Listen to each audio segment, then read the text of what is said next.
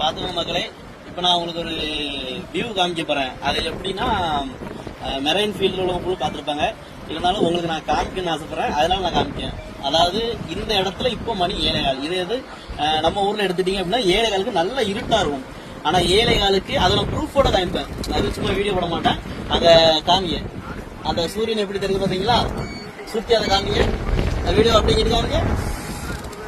அதே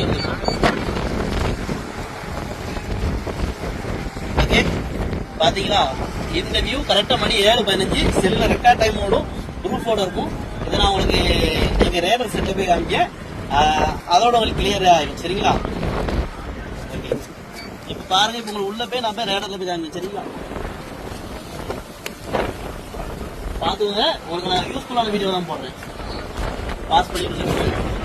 இப்ப இதுல டயத்தை பாத்தீங்களா? 7:17 ரேடர் செட்ல